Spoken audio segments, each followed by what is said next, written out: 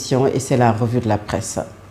Bonjour. Le meeting de la coalition Diomaye Président samedi dernier ainsi que l'adoption en seconde lecture du projet modifiant le code électoral à l'Assemblée nationale sont au menu des quotidiens. Diomaye hérite la patate chaude, s'exclame sur le quotidien. En effet, l'Assemblée nationale a définitivement confirmé ce samedi en seconde lecture le projet modifiant la loi numéro 2021-35 du 23 juillet 2021 portant code électoral modifié en procédure d'urgence. Au terme des débats, 128 députés ont voté pour, permettant ainsi l'adoption du texte à la majorité qualifiée des 3/5 exigés par la Constitution. Ce projet déjà adopté par les députés le 28 avril dernier a été renvoyé à l'Assemblée nationale par le chef de l'État, Bassirou Diomaye Faye, demandant une seconde lecture conformément aux dispositions de l'article 73 de la Constitution. La représentation nationale aujourd'hui a tranché, confirmé sa position et sécurisé juridiquement la loi numéro 9/2026. Désormais, la balle est clairement dans le camp du président de la République parce qu'il revient au chef de l'État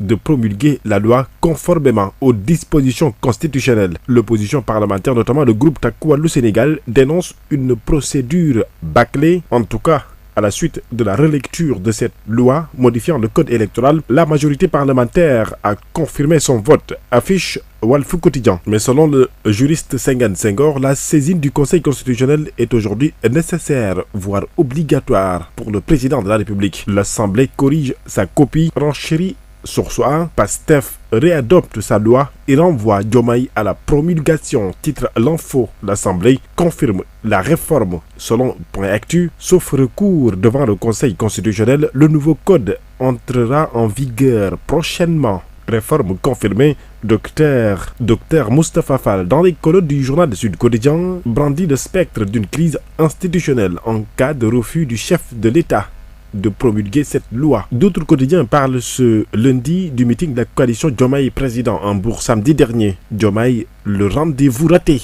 Titre le quotidien. Absent lors de ce meeting, Bassirou Diomaye Faye s'est adressé aux militants par visioconférence depuis le palais présidentiel. Il prétexte un voyage au Kenya pour justifier son absence. Meeting Sargal Diomaye, le faux bond du président. Selon enquête, malgré une mobilisation exceptionnelle, le chef de l'État ne s'est pas présenté au meeting. Il a évoqué le sommet France-Afrique prévu à Nairobi pour justifier son absence. Et pour Direct News, Diomaye a réalisé la plus grande IA politique. Un meeting qualifié par mes confrères du journal Yor de fiasco. Mobilisation achetée, stade déserté, un flot couplé à une communication présidentielle de plus en plus déconnectée souligne la fragilité dont Diomaye Faye, perçu comme l'otage d'un système régénéré. C'est donc l'acte de décès d'une coalition artificielle qui, en tentant de défier Apte, a fini par s'effondrer sous le poids de son propre vide. En tout cas, les partisans de cette coalition Diomaye Président réclament un second mandat pour Walf. Ils ont déjà fait cap sur 2029. Le quotidien reprend les propos de Serigne Gueye Diop, ministre du Commerce, mais aussi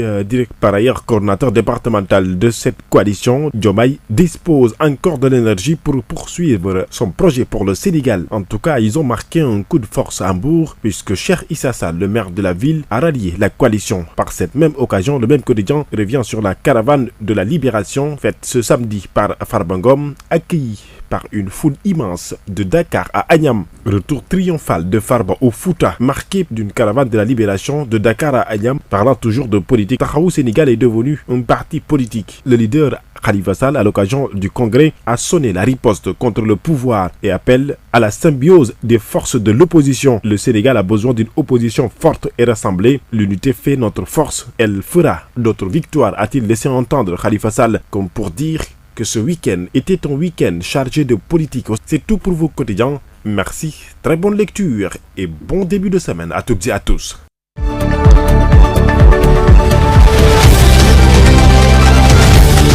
Merci beaucoup à Lamine Senghor. C'est cette revue de la presse qui met un terme à cette édition. Et merci à la régie qui a assuré la partie technique de cette première partie de la matinale sur Solo Média. Dans quelques petites minutes, je serai en compagnie de l'Haji Mansour Diop, de l'Haji Ahmed Aïdarassi pour commenter l'actualité du jour, les unes des quotidiens de ce matin.